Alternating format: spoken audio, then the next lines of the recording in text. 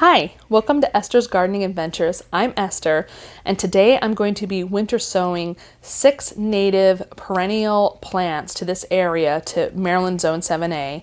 And I'm actually going to, following this video, I'm going to be tracking the progress all throughout the spring and summer season and winter to see if these actually germinate, how they do in the jugs, how they do after being transplanted, and how they look when they grow. So you're going to get to see the whole process. And I think this is a good way to do sort of a litmus test for whether the winter sowing process is good for native plants. I will mention that all of these seeds require something called winter stratification. And if you've been watching my Winter Sowing 101 series, you'll know that in the last video when I talked about sowing, how to winter sow flowers, that I talked about the need to get to pot up any flowers that require winter stratification, basically ASAP. And that's particularly applicable to areas that have enough cold weather to do that. So if you want to know more about that process, check out that video. Now let me go through what plants I plan on winter sowing. And I'm going to add another caveat here, which is that I got all of these seeds in early 2020, and so I'm not 100% sure how well they will germinate. And so I'm actually going to plant a lot more seeds than I normally would in the jugs in hopes that they do succeed. All right, so let's start out with 2 types of seeds that a lot of people who like to grow native plants love. Oh, and I'll add one more thing. A lot of these plants I'm mentioning are native to Maryland, but you should check whether they're native to your area as well, because a lot of them are native to multiple states and sometimes almost all the US. All right, so first up is 2 types of milkweed that are great for the monarch butterflies and butterflies in general. One is butterfly weed, and this is by the Southern Exposure Seed Exchange. I didn't have it memorized. And it requires at least 30 days of winter stratification. Another one is swamp milkweed. And I got these from the Lyon Park Community Center. It's a Virginia native plant garden in Arlington. And here you can see the seeds. And I'm going to plant most of these in the jug because I really want to have some milkweed. I want those butterflies to be happy. Another plant I got from the same community center garden is white avens. And this is going to be perfect for my side front garden where I'm trying to build up native plants, but there's a huge amount of shade there. As you can see, there's probably maybe a dozen or so seeds in this thing, and I'm probably going to plant every single one. I tried this last year and it did not succeed in the winter sowing process. But I believe the reason it didn't succeed is because I probably started it too late and didn't get enough days of cold. So fingers crossed that that's the case. Another one that I'm really looking forward to trying to grow, and I hope they succeed, is something called wood oats. Look, aren't they cute? Oh my gosh, they're so cute. I didn't plant these last year because I was worried they'd be too aggressive in the yard. But then I went to a friend's house and during like one of those safe outdoor socially distanced events, and she had a patch of these guys. A huge patch of them growing, and they were swaying in the wind, and they were just so beautiful that I thought, boy, I really want to try growing these guys. Come on, focus on. There you go. Aren't they just so cute? And I have a huge bag of them, so I'm going to plant a lot of them. And this is from somebody who grew this in Columbia, Maryland, and collected them in 2019. And the genus species name for the wood oats is Chasmanthium latifolium. If you're interested in finding out more about them, I can connect you with some websites about them that I looked up. There's 2 that I'm doing. There's 2 more that I'm going to talk about that I'm doing. And the reason I'm doing these 2 is because I really want to see how Mother Nature, my thing's sliding back, I want to see how they work in Mother Nature. Normally for echinacea, for purple coneflower plants, people will actually go to a nursery to get them because they take 2 to 3, as I wrote on my notes when I was researching them, they take 2 to 3 years to actually start developing flowers. But I really love seeing the natural process of plants, and so I'm looking forward to trying to grow these from seed and seeing how they do and how long they take, and taking you along on the process if they grow, which fingers crossed they will. The last one I also tried last year, and that is the elderberry, American black elderberry. This is something people often get a sapling cutting from someone else's bush and plant those instead of starting it from seed, because it can be notoriously difficult to start from seed. Last year when I did it, I didn't use the winter sowing process because it was before I found out about it, and I put things in a pot, and even though I tried to protect them, birds and squirrels got in and dug everything up and nothing grew out of it. So I'm going to try it again this year, and I'm going to try to use the winter sowing process, and they'll be protected from the critters. But I'm actually going to do a separate video for potting these up, even though I'm mentioning them here, because see this little seed?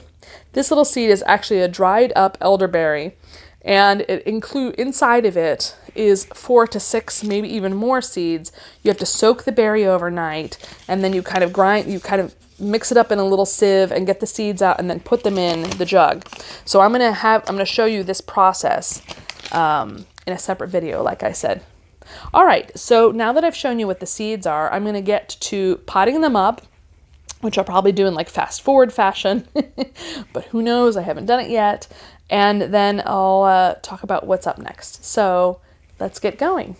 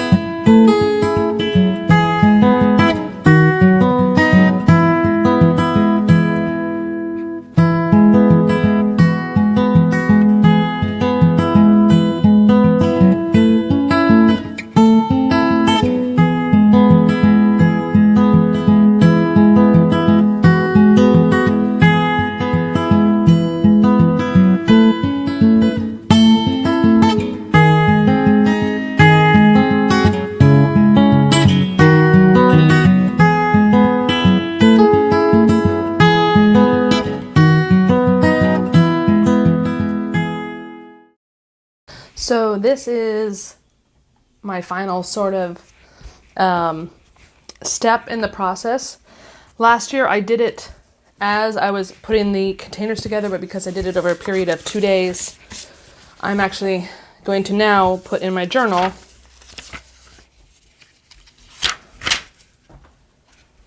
find a clean page. Whoops.